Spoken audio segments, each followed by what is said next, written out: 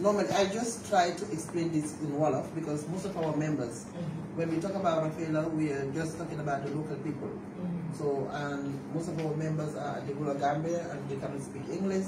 So, and indeed we communicate more in the local language than in English, but it is good to just have the introduction because we have our secretariat also in Morocco.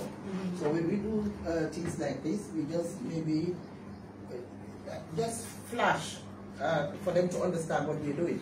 So we're here to sign a memorandum of understanding with the SEND Dyslexia Trust Fund, and we have the CEO and the manager and indeed the other members of the trust fund here, and we have the Rafela members also here.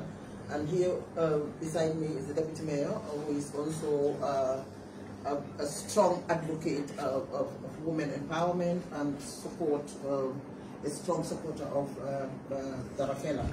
So again, we have another association here called I Promise. IMS? I Promise. I Promise, I Promise, yeah, I Promise.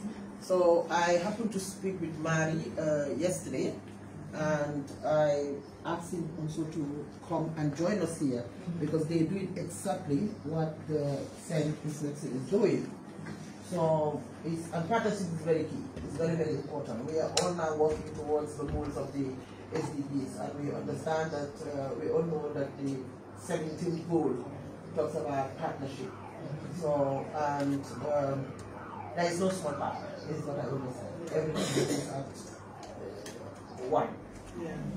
So, Lord one for today for sign memorandum of understanding with SEND Dyslexia. ñoom itamit si biir loolu li si feeñ mooy I Promise ñoom itamit ñu nekk organisation boo xam ne dañ dee liggéey ak disabled people. So démb bu ma waxee Marie Diallo moom dafa doon invite pour ma dem seen programme bi ma ne ko léegi sax tombé moo di indi ay gaaf mun ngaa ñëw nga fekkee lii su ko defee ma introduce la SEND Dyslexia su ko defee ngeen tamit mun ngeen a partner because partnership is very, very important. Kenn mënut a nekk mun lu nekk. So yow soo jàppee fii mu jàpp fii su yàggee mu dem. So this is why we are here today.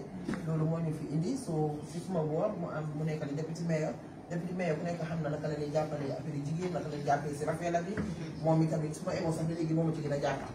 So moom tamit lu xew ñëw teew so gis nañ suñu Rafela coordinateur si fii ñoom ñëpp a ngi nii toog so loolu moo ñu fi indi so fan naa ay di only person keneen ki nga xam ne moo fi waroon a nekk tey gisuma ko mooy Bintu Kaba Jaite ñu ma yëgal ñu ma wax ne ma dafa feebar baax naa moom right now as I'm talking to you dafa am meeting ak benn groupe boo xam ne dafa organise woon ba pare te mënul leen a bàyyi foofu noonu mu ñëw soo ma ne ko ok yow li nga def mooy yeggalil ak sa groupe bi wax naa ak sukay ñu expliqué ma loolu ma ne ko léegi dina yeggalil ak groupe am bi.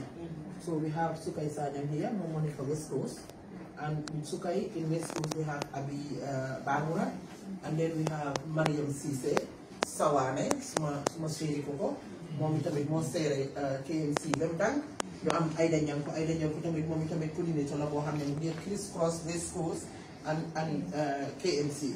So we have our able woman councillor also, Fatou Ada, who is a nominated councillor. Moom itamit now is a coordinator. Moom itamit mu ngi seere Banjul Bemdang moo Bintu Kaba Jaite.